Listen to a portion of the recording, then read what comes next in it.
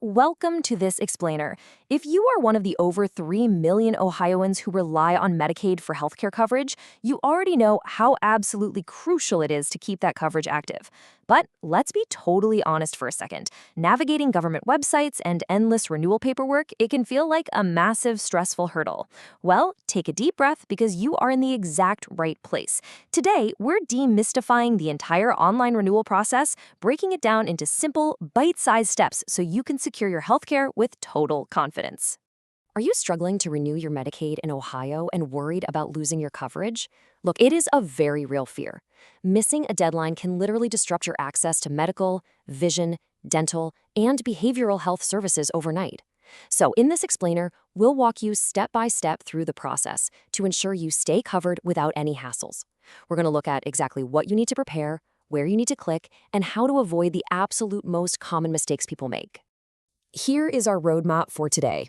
We'll start with Medicaid basics and preparation, move right into accessing Ohio benefits online, tackle the step-by-step online renewal, look at what to expect next, go over troubleshooting and support, and wrap it all up with some final thoughts and a quick disclaimer.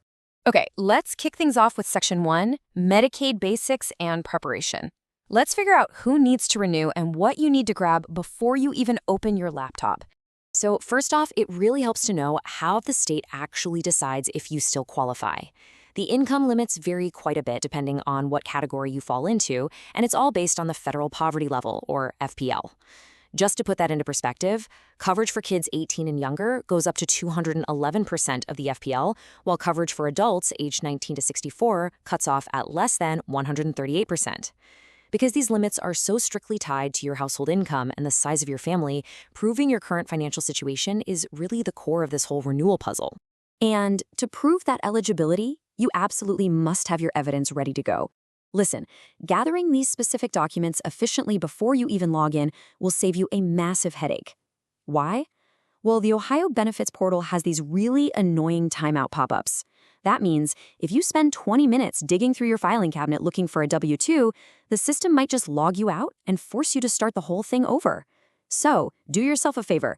Get your Social Security number, your recent pay stubs, bank statements, and any other relevant life updates organized on your desk right now.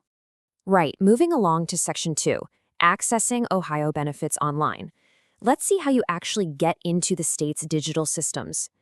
Now, we really need to clear up a major point of confusion that trips a lot of people up, and that is the difference between your OHID and the self-service portal, or SSP.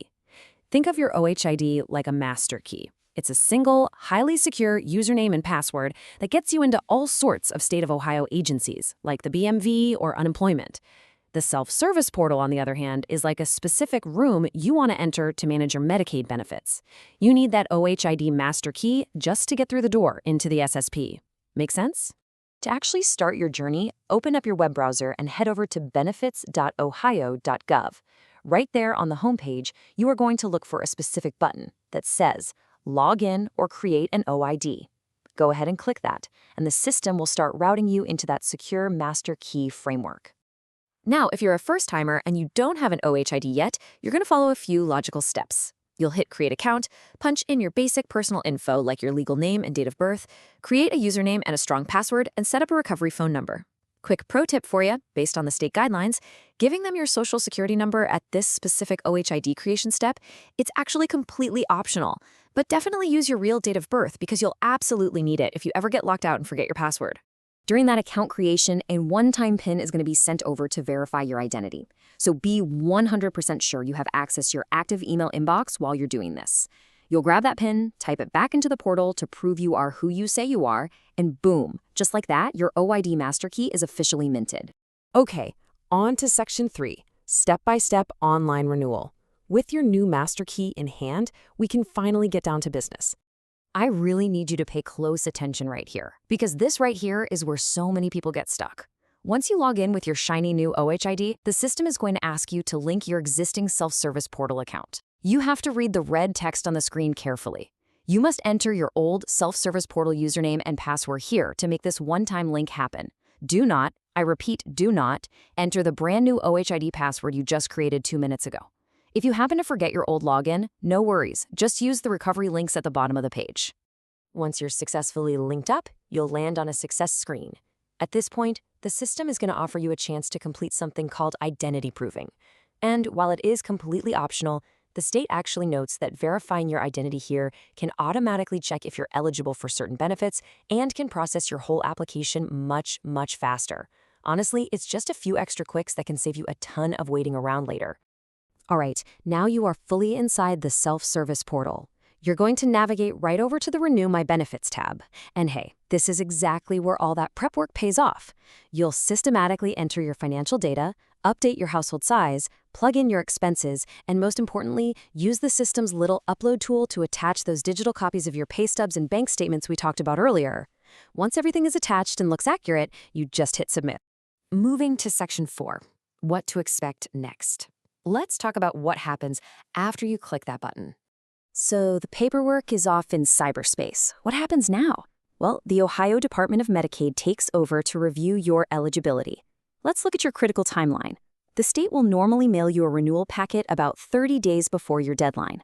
Obviously, your goal is to submit everything by the exact deadline listed in that letter. But here's a super vital piece of information.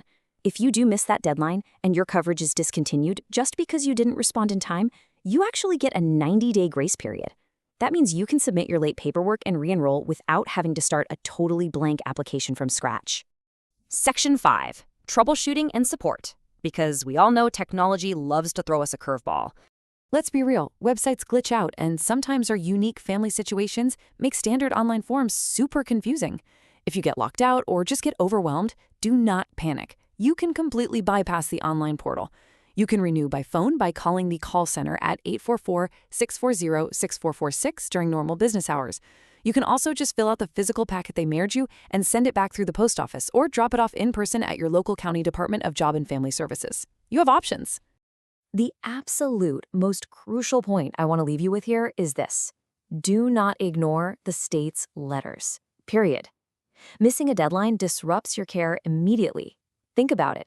Even if your income hasn't changed a single cent and you are 100% perfectly eligible, failing to respond means losing your coverage. It's wild, but true. However, if life just got in the way and you did get discontinued, acting quickly within that 90-day window we talked about can absolutely save you from the massive headache of a totally new application.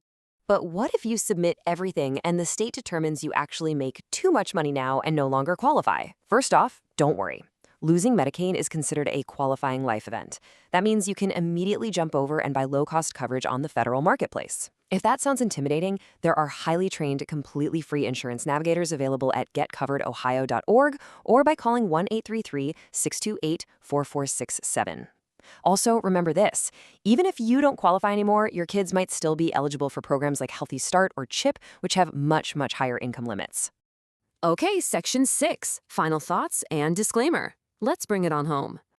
Before we wrap up, I need to share a quick professional note. This explainer is intended for informational purposes only and does not constitute legal or professional advice.